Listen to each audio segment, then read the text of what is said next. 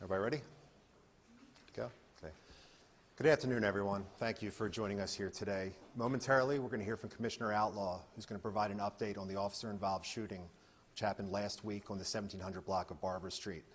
I'm sure you're going to have a lot of questions at the conclusion of the Commissioner's presentation. Just ask that you keep your questions germane to the investigation at hand. Okay? Commissioner Outlaw. Good afternoon.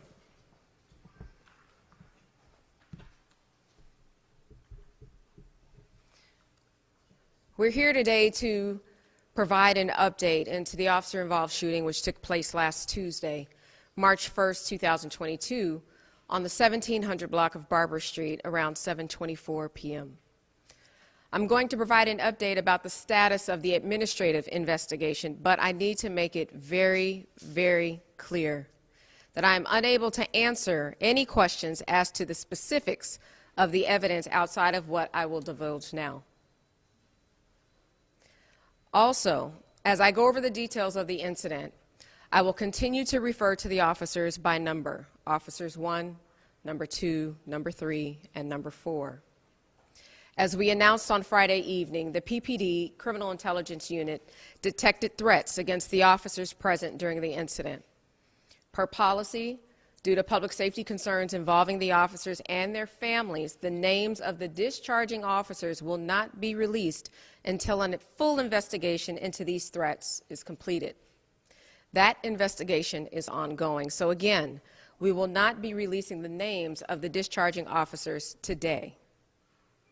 The latest information that I can provide is as follows. On Tuesday, March 1st, 2022, at approximately 7:24 p.m., officers 1, number 2, number 3, and number 4, all assigned to the South Task Force, working a plainclothes assignment, were operating an unmarked vehicle in the area of 18th and Johnston Streets in reference to an ongoing VUFA investigation, VUFA violation of the Uniform Firearms Act.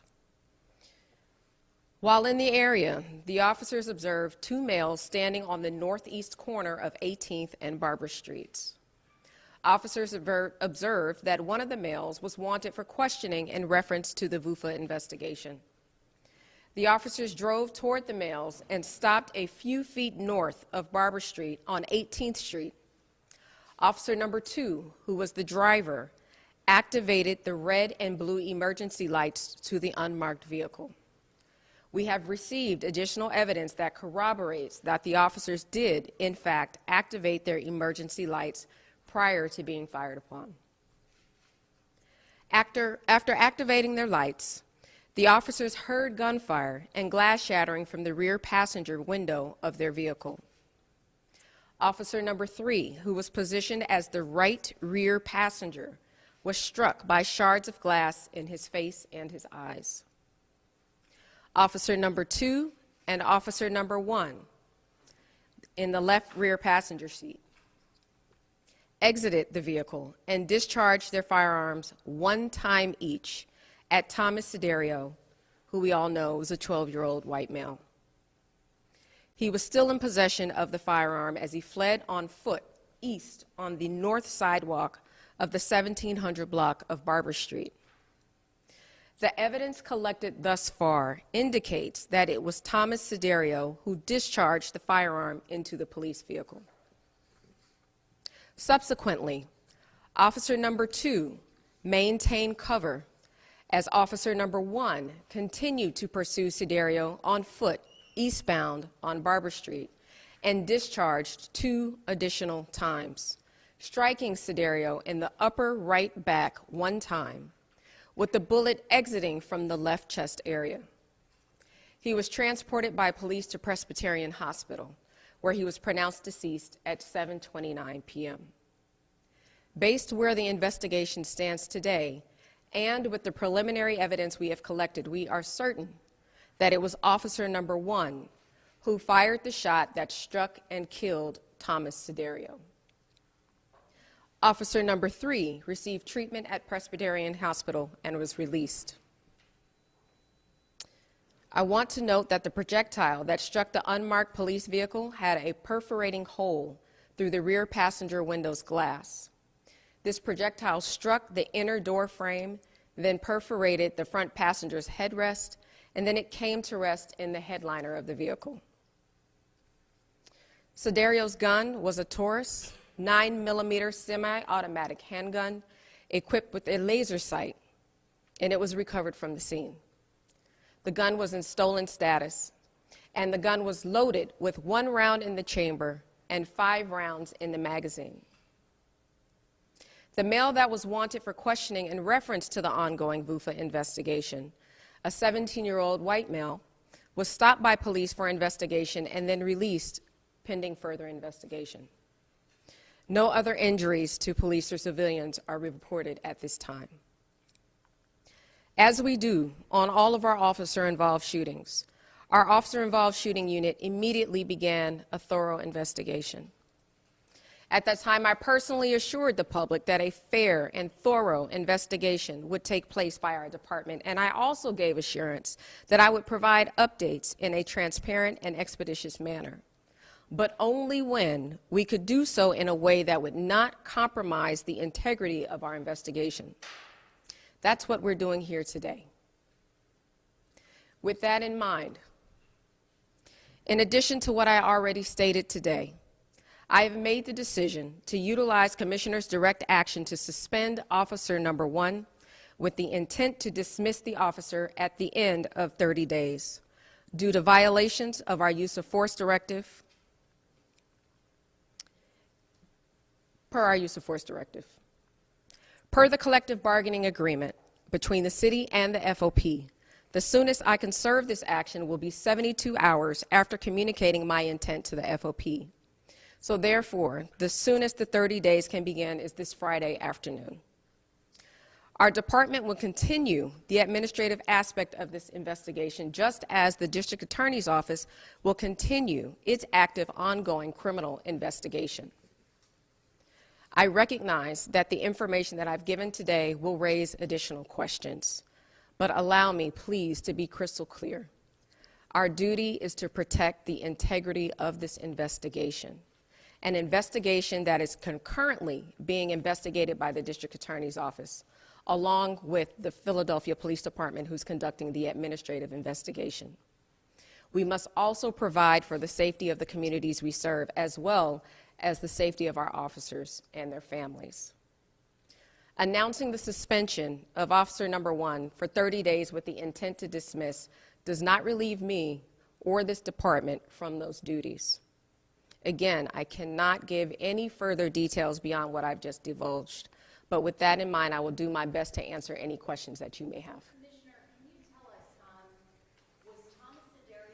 did Thomas Siderio still have a gun in his hand when he was shot? I appreciate that question. I'm not going to be able to answer it, unfortunately, due to the ongoing criminal investigation. So as I stated, based on the preliminary evidence that we have thus far, we do believe that Siderio was the person that pulled the trigger that resulted in the shot into the officer's vehicle. Can you also explain, when you get gunpowder residue, can you explain like how the police department gets gunpowder residue off of a person that they believe fired? If there's a police involved shooting, somebody fired a weapon. The process itself, do you want to explain that? Yes. Where's Mike? There he is. Here, come to the mic. So the process would be basically, from the right hand, left hand, picking up anything that's there, as well as going to the actual clothing. This area, cuff, right cuff, as well as any kind of pocket. The reason for the pocket is because often people are holding the gun inside a pocket. So we will check the pockets, the cuffs, hands, because when you hold a gun, fire the gun, particles come out, some go in your hand, some go on the arms.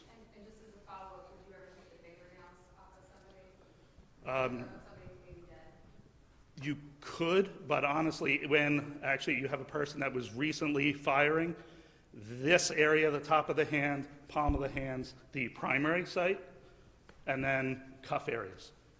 And then can you answer whether or not that was done in this case? Thank you. There are several methods that we've utilized to collect evidence, and I won't be able to tell you at this point whether or not that's one of the ones that we utilized. Can you tell the officer's specific violation of the use of force policy that caused you to make your decision? So without going into details, I will just say that based off of the evidence that I reviewed, it was clear that the use of force policy was violated. That's all I can say at this point. I'm sorry. What is your use of force policy? Well, I will tell you that all use of force has to be proportionate to the resistance they're trying to overcome.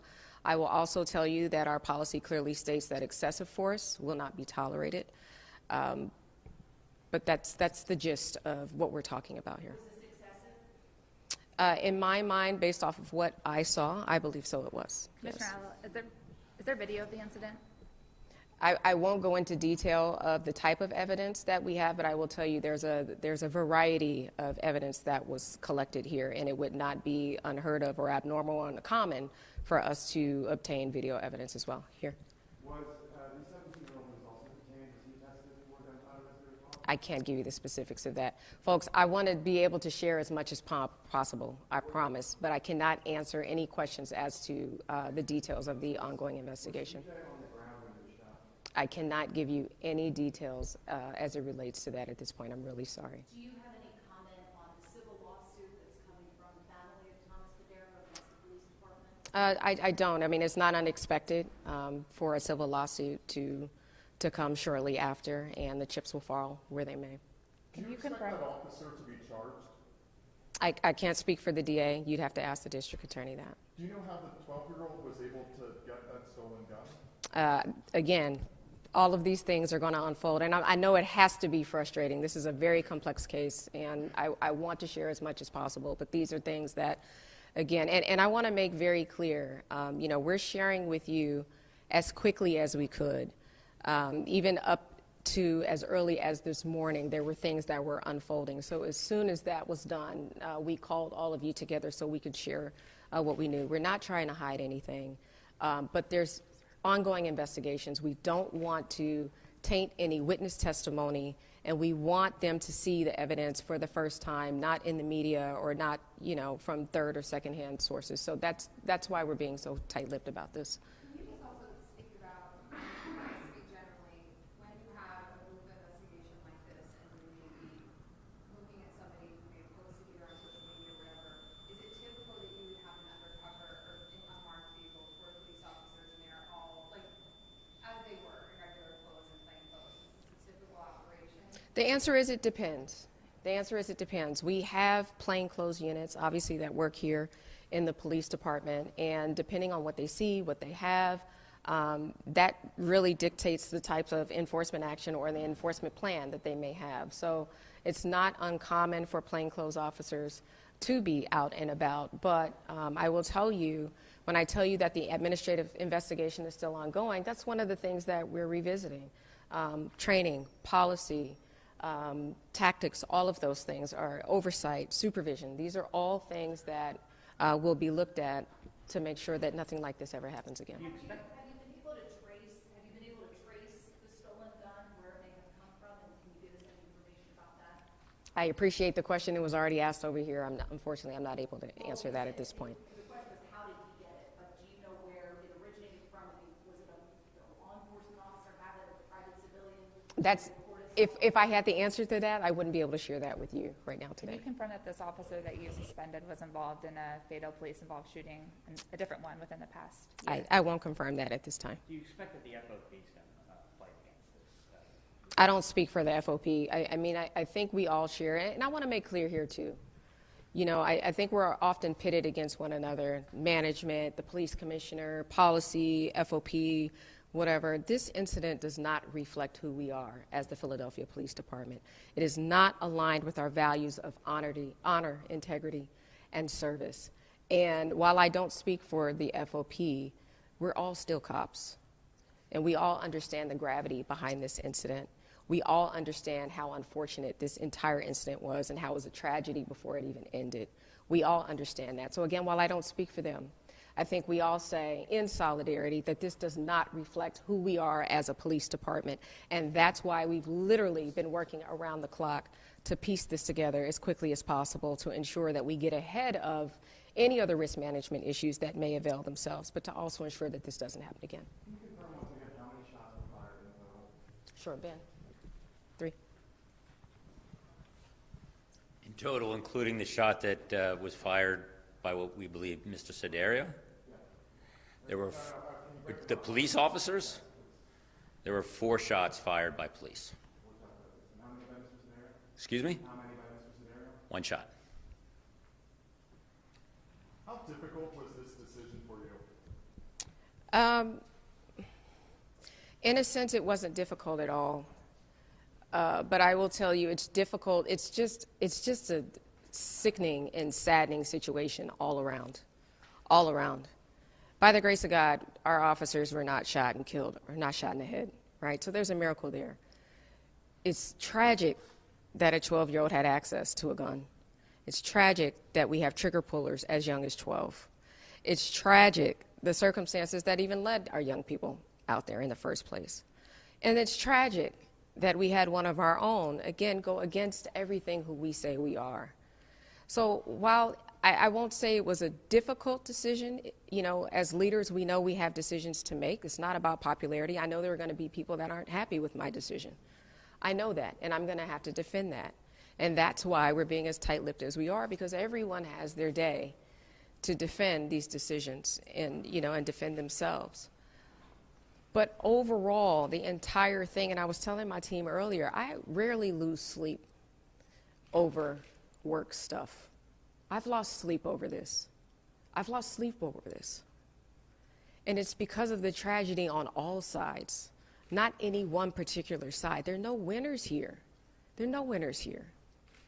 And so as we work through this, as we do everything that we can to assure the public that you can still have confidence in your police department, and again, this does not reflect who we are, we recognize that there's still more trust building that has to. You know, you take 20 steps forward and it's like you take 50 steps back.